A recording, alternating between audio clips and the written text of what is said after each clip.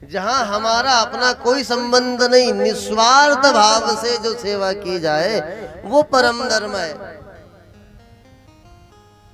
तो आप कहोगे कि अगर गौ सेवा की इतनी महिमा है ना, जहाँ देखो जब गौ माता तो हमने हमारे वहां भी तो पाल रखी है गाय, और हम उसकी सेवा करते हैं।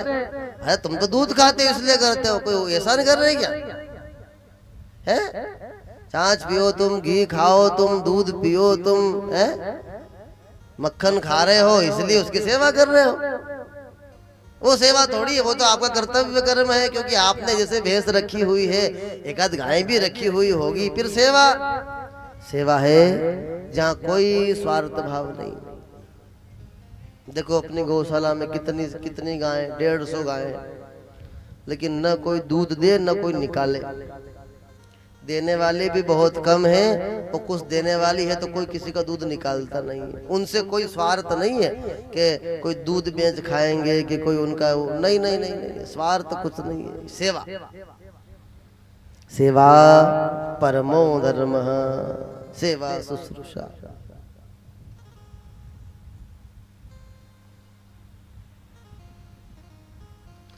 मैं अपने प्रसंग की ओर बढ़ रहा हूं कि शिव पार्वती का संवाद हुआ, और संवाद में,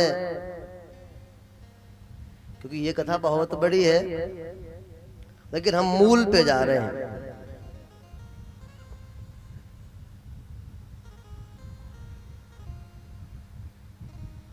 सत्यवंती कैसे आ सकती है? अपने आराध्य के प्रति स्नेह को कैसे प्रकट किया जा सकता है? अपने भगवान को, अपने अपने महादेव जी को जो रूठ गए हैं, उनको कैसे मना सकते हैं? तो बहुत सारे मार्ग ढूंढे जा रहे देश में, दुनिया में। भगवान को अपना बनाना है, भगवान नाराज हो गए, और ऋषियों के साथ बड़ा मंथन किया गया, बड़ा विचार विमर्श किया गया कि भाई भगवान नाराज हो गए, भगवान को मनाना है, भगवान को कैसे मना सकते हैं? भगवान को मनाने का कोई तरीका?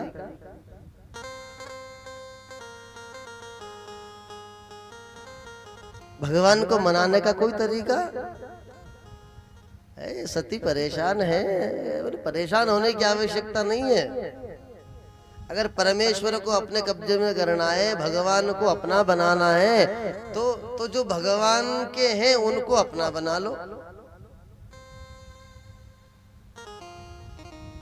भगवान का कौन है? बोले भगवान की गौ माता है, इसे अपना लो। आप नहीं भी अपनाएंगे तो भी गौ सेवा तो हो रही है, होगी, लेकिन आप जब बाद में ऊपर जाओगे और फिर वहां जाने के बाद फिर भगवान पूछेंगे कि क्यों रे तेरे को तेनाल में भेजा मैंने, ने तू 60-70 साल रह के आया, ने क्या किया? गौशाला गया कभी कि नहीं गया? बोले नहीं गया, खाली 4 भुजा जी तेजा बाबू जी में घूमता रहा इधर से उधर बस।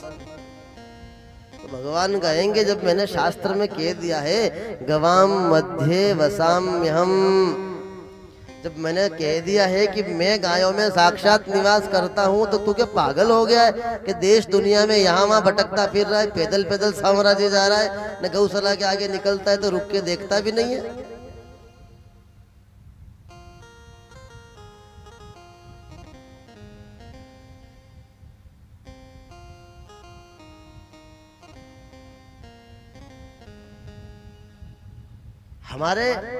हमारे नहीं करने से या हमारे करने से बहुत परिवर्तन नहीं, लेकिन हम अवसर चूक जाएंगे। इसलिए अवसर मिला है, तो मैंने कल भी कहा था, अपने बेटे को भले ही 1 करोड़ रुपए, 10 करोड़ रुपए, 100 करोड़ की प्रॉपर्टी दे जाओ, वो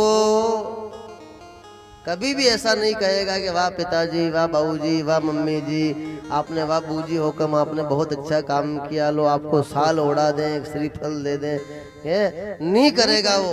लेकिन मैंने कहा तुम खाली 1100 रुपए किसी गौशाला में दे के देखो, तुम्हारा नाम गूंज जाएगा।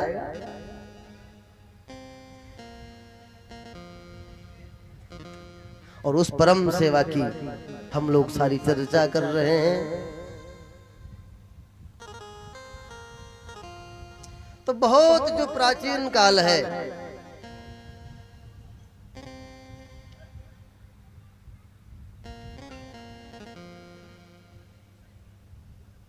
ये जो हम लोग कृषि करते हैं ये बहुत बाद में शुरू हुआ। महाराज पृथु ने पृथ्वी का दोहन किया और उसके बाद फिर सारे संसाधन और सारी चीजों का शुभारंभ हुआ। लेकिन उसके पहले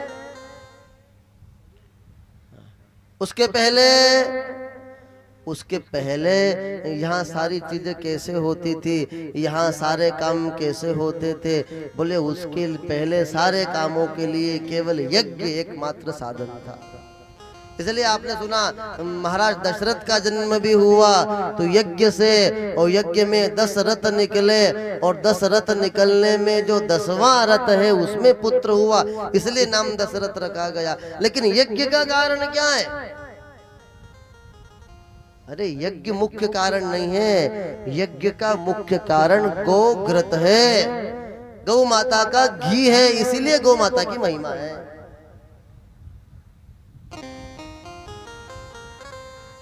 इसलिए जिससे जितना बन पड़े, जो जितना कर सके उतना है। अर्चना वंदना करने से तुम्हारा भाग्य बदल सकता है। तो जब और कोई माध्यम भाग्य बदलने का नहीं है तो फिर मेरा भाग्य बदलने का और कोई उपाय बोले नहीं, केवल गौ सेवा। गौ सेवा सर्वार्थ साधनम। गौ सेवा करो। गुरुदेव की आज्ञा हो गई। अपनी पत्नी के साथ महाराज दिलीप गौ सेवा करने लगे।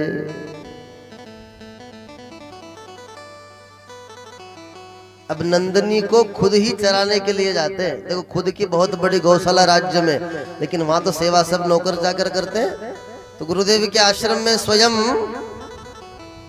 दिलीप गौ सेवा कर रहे हैं, गाय को चराने के लिए जा रहे, गौचारण के लिए जा रहे। नित्य गाय को चराने के लिए दिलीप जी जाते हैं। पति पत्नी दिन भर उनको चराते हैं, शाम को आ जाते हैं। ये क्रम कई वर्षों तक चलता रहा।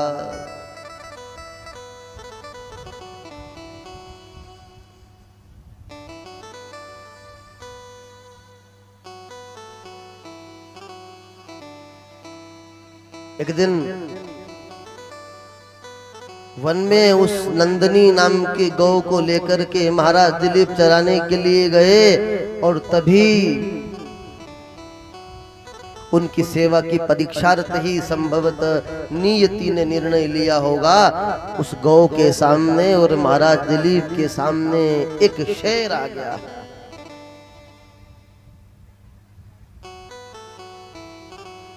शेर ने नंदनी गाय को देखा तो बड़ा प्रसन्न हो गया। हृष्ट पुष्ट गौ है, दिव्य गौ है, मुझे और कहीं शिकार के लिए जाना नहीं पड़ेगा।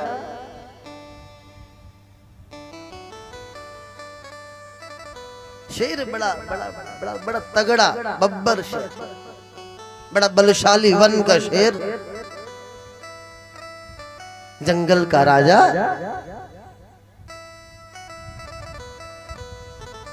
लेकिन महाराज दिलीप अपनी गौ को चरा रहे हैं और शेर आ गया। तो शेर जब गाय को देख के हंसने लगा तो महाराज दिलीप ने कहा, इस गाय को मत खाना, ये मेरे गुरु की गौ है, ये कामधेनु गौ है, इसकी सेवा करने मात्र से कल्याण हो जाता है, इसके दर्शन करने मात्र से मंगल हो जाता है।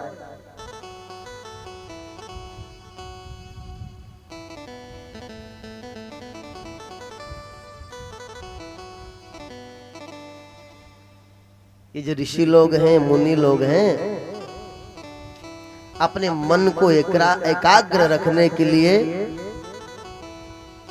गौ माता के गोबर का उपयोग करते हैं। कैसे बताएं?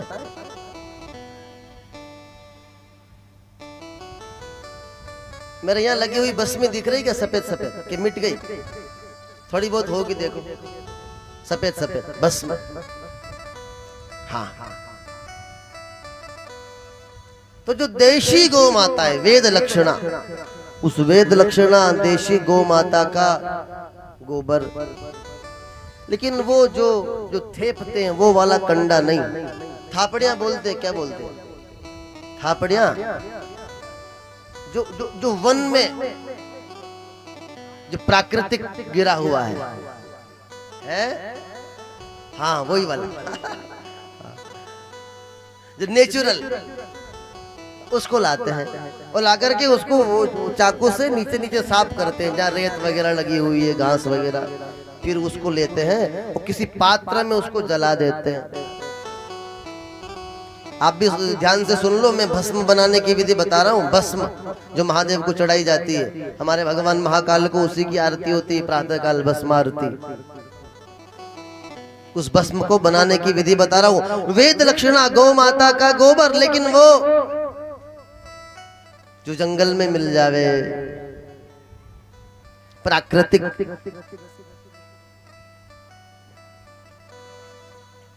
उसको लाकर के पात्र में जला दो,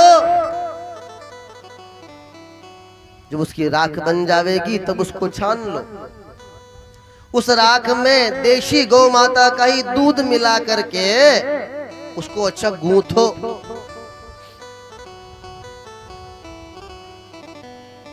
मक्की की बाटी बनाते हैं, इधर नहीं बनाते हैं?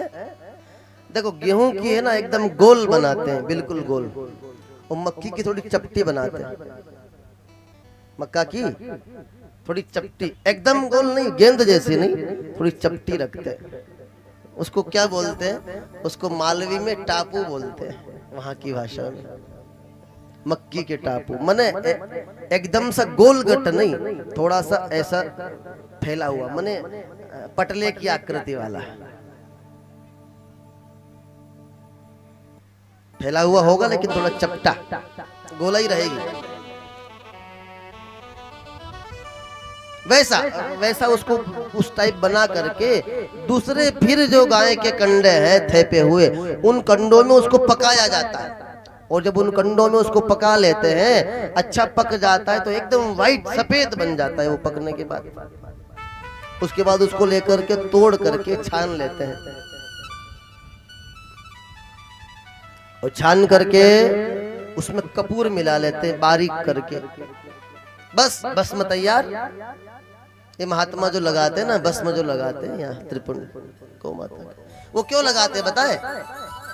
उसकी महिमा सिर्फ इसलिए है कि यदि वो गौ माता के गोबर से बनी हुई भस्म है तो वो जो महात्मा ध्यान करते हैं, तो वो ध्यान की अवस्था जो 5 घंटे 6 घंटे बैठने के बाद आ पाती है, वो ध्यान की अवस्था यदि गौ माता के गोबर के कंडे की राख है, भस्म है, तो आधे घंटे में ही वो महात्मा समाधि में पहुंच जाते। ये गौ माता की महिमा। इसलिए वेद लक्षणा गौ माता के गोबर के उस कंडे की भस्म, और उस भस्म में संत लोग रमे रहते हैं। इसलिए आपने देखा होगा कुंभ में आप गए होंगे, महात्मा भस्मी लगाए रमे रहते हैं, भस्मी रमाते हैं। क्यों? क्योंकि वो सुकून देती है, वो शांति देती है, वो आनंद देती है, वो मन को एकाग्र करती है, मन की चंचल चितवन को, चलायमान चंचलता को स्थिर करती है। इसलिए गौ माता की महिमा है। तो कपि दिलीप के सामने, जब महाराज दिलीप के सामने शेर गया, इस गाय को मैं खाना चाहता हूं, दिलीप ने कहा कि मेरे जीते जी तू इस गाय को नहीं खा सकता, ये मेरे गुरु की गौ है। अरे महाराज तो तुम्हारे क्या गाय की कमी है, तुम एक गाय में जीव दे रहे हो। बोले एक गाय अनेक गाय वाली बात नहीं है, ये कामधेनु गोवेद लक्षणा गौ माता है, इसका नाम नंदिनी है, और इसकी सेवा करने का ही फल है मोक्ष प्राप्ति, इसके दर्शन का ही फल है आत्म शांति।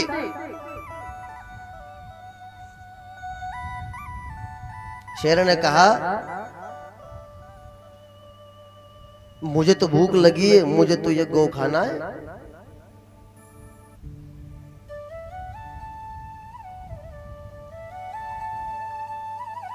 दिलीप जी राजा ने कहा अगर तुझे भूख लगी है तो तू मुझे खा ले, लेकिन इस गौ माता को मत खा। कौन कह रहा है? अयोध्या के सम्राट महाराज दिलीप गौ रक्षा के लिए कह रहे हैं। जब एक गौ को वो शेर खाना चाह रहा है, तब उस शेर को समझाते हुए महाराज दिलीप कह रहे हैं यदि तुझे भूख लगी है तू मुझे खा ले, लेकिन गौ माता को नहीं खा।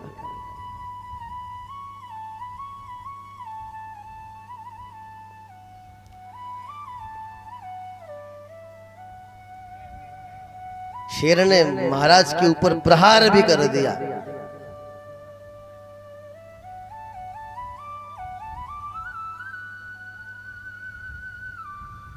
तू मुझे खा ले, लेकिन मैं इस गौ माता को तुझे खाने नहीं दूंगा।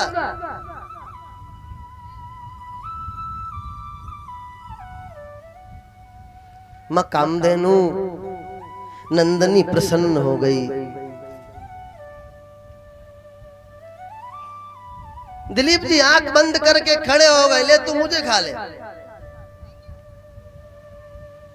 बहुत देर तक खड़े रहे, लेकिन देखा कि अभी तक आक्रमण शेर ने नहीं किया। और जैसे ही दिलीप ने नेत्र खोले तो क्या देखा? गौ माता खड़ी खड़ी दूध दे रही है। वो शेर वहां से जा चुका है। मां नंदनी ने दिलीप जी को कहा कि मैं तुम्हारी परीक्षा ले रही थी, तुम मेरे रक्षण के लिए क्या कर सकते हो। जो व्यक्ति गौ रक्षण के लिए अपने प्राण तक देने को तैयार है, उसकी कोई भी इच्छा अधूरी नहीं रह सकती। तो नंदनी माँ गौ माता ने आशीर्वाद दिया और दिलीप जी महाराज के यहाँ संतान उत्पन्न हुई।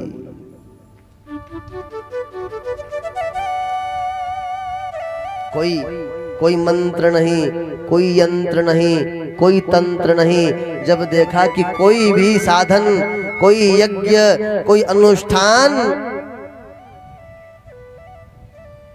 किसी भी अनुष्ठान के माध्यम से जब संतान की प्राप्ति संभव नहीं है, आशीर्वाद नहीं मिल रहा है, भाग्य ही नहीं संतान प्राप्ति का है, तो उस भाग्य को बनाने वाली वेद लक्षणा गौ माता है। और महाराज दिलीप ने भी गौ सेवा करी।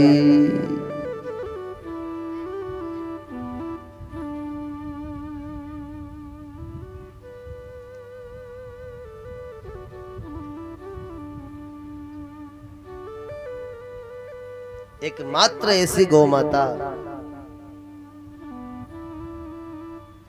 कैसी आदि व्याधियां बीमारियां हैं।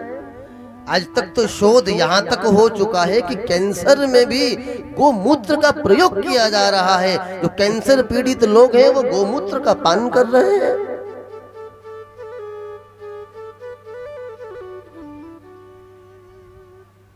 गोबर के अर्क से दवाइयां बनाई जा रही है। खुजली है शरीर में, दाद है, चर्म रोग है, डॉक्टर भी सलाह देने लगे हैं कि गोमूत्र मिलाकर के पानी से स्नान करो।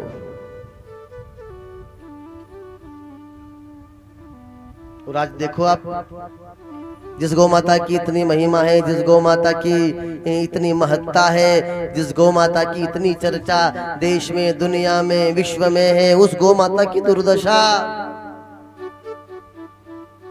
युग का प्रभाव, कली। लेकिन क्या कलयुग है तो हम लोग केवल चुपचाप बैठे रहे? हमारा दायित्व नहीं है? जो जितनी कर सकता है उतनी सेवा करे। तो उसका माध्यम क्या हो सकता है? उसका माध्यम ये हो सकता है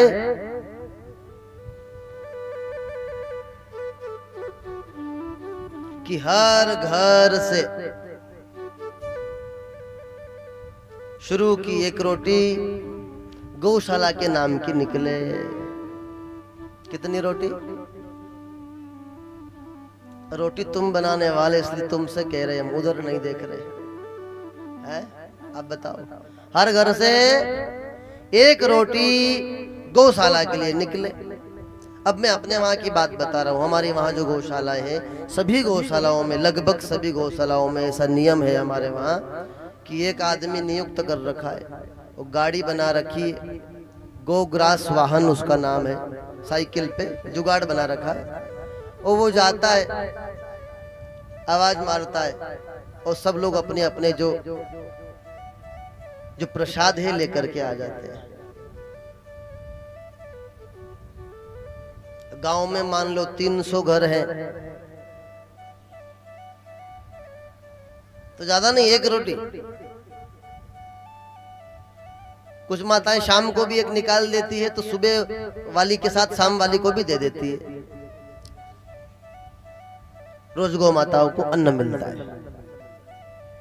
जन्मदिन है, अरे केक भले ही मत काटो, लोगों को भले ही मत बुलाओ, लेकिन यदि जन्मदिन है बच्चे का, पोते का, तो गौशाला में लेकर के आओ, उसके हाथ से हरा चारा डलवाओ, उसके हाथ से गुड़ डलवाओ, उसके हाथ से बाटा डलवाओ, उसका जन्मदिन सार्थक हो जाएगा। श्राद्ध करो घर में, रिश्तेदारों को खूब बुला करके भले खीर पूड़ी जमाओ, लेकिन जिसका श्राद्ध है उसके नाम से एक ट्राली भूसा, एक ट्राली हरा चारा अगर गौशाला में हमने डालना शुरू कर दिया, साक्षात पितरों तक हमारा सारा दान पहुंच जाएगा।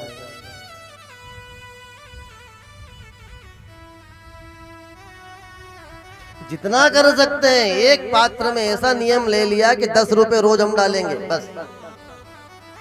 अपने घर में एक छोटा सा डब्बा रख लिया, और डब्बा रख करके नियम ले लिया कि हम 10 रुपए रोज डालेंगे ही डालेंगे। 10 रुपए जब तक हम नहीं डालेंगे तब तक हम भोजन नहीं करेंगे, केवल 10 रुपए रोज, ज्यादा है 5 रुपए रोज। एक नियम ले लिया, हम 5 रुपए रोज बस पात्र में डालेंगे।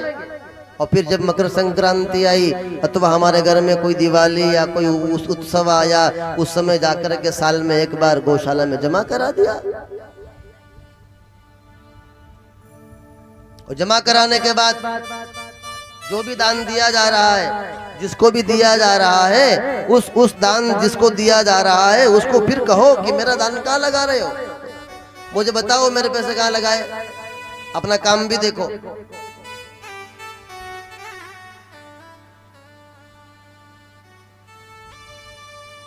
साक्षात जगदीश्वर की सेवा यदि कोई करना चाहे तो सबसे अच्छा साधन है वो गौ सेवा करे। जगत को रिझाओगे, जगत रिझने वाला नहीं है, जगदीश को रिझाओगे, लंबा चौड़ा काम है बहुत। सीधी तरह से भगवान कैसे मानेंगे, भगवान की सेवा कैसे हो सकती है? बोले एक उपाय है, उसकी सबसे प्रिय वेद लक्षणा जो गौ माता है, उस गौ माता की सेवा करो। लेकिन सेवा करने का मतलब ये नहीं कि एक बार गाली बस हमने दे दिया, साल में कार्यक्रम हुआ तो दे दिए 1100 रुपए, वाह हमें क्या मतलब, नहीं। मन से जुड़ो, मन से जुड़ो, अंदर वाली बात, अंदर वाली भावना से। एक बार आप करके देखो, आपके जीवन में 6 महीने में इतना परिवर्तन आएगा, इतना परिवर्तन आएगा कि आप खुद आश्चर्य करने लग जाएंगे कि मेरे जीवन में ये इतनी सारी मेरी आदियां व्याधियां, मेरे सारे कष्ट सब कहाँ गए। ये जो मेरे परिवार में जो अशांति है, या मेरे परिवार में जो क्लेश थे, जो कष्ट थे, जो दैन्यता थी, दरिद्रता थी, वो सब कहाँ चली गई। इसलिए ऋषियों ने, मुनियों ने वन में रह करके ईश्वर आराधना के लिए सबसे पहले गोपालन किया, सबसे पहले गोपालन किया। इसकी मक्खियां नाक में बैठ रही बहुत, आंख में, नाक में।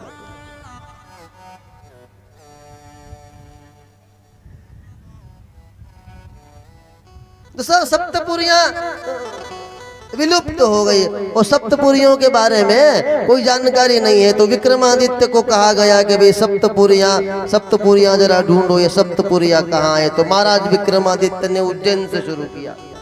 लेकिन क्या प्रमाण है कि जहां हम गए वहां सप्तपुरियां हैं? बोले लिखा हुआ तो है कि सरयू के तट पे अयोध्या है, लेकिन सरयू तो बहुत लंबी चौड़ी है, वहां अयोध्या कहाँ ढूंढेंगे? तो विक्रमादित्य ने गौ माता को अपने साथ लिया। और जब गौ माता को अपने साथ लिया विक्रमादित्य ने, तो गौ माता जहां जहां गई और गौ माता जहां जहां खड़े होकर के स्वतः दूध जिसने अपना गिरा दिया, स्वतः दूध की धारा बहा दी, वहीं वहीं सप्तपुरियां विद्यमान है।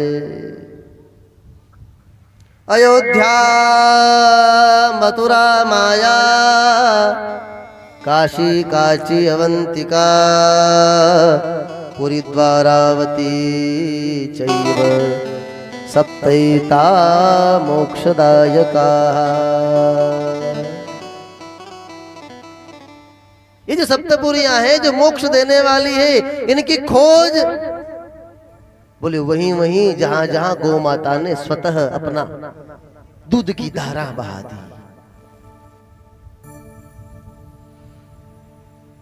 गुरु नानक देव बैठे हुए हैं, विराजमान हैं।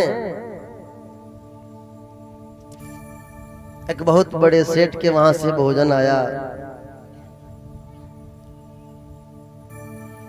मालपुए, रसमलाई, रसगुल्ले, गुलाब जामुन, मिश्री, मावा, सारे व्यंजन स्वर्ण थाल आया। और एक गरीब किसान एक छोटी सी टोबली में, टोकनी में रोटी लेकर के आया चटनी के साथ। गुरु नानक जी महाराज ने दोनों भोजन एक साथ देखे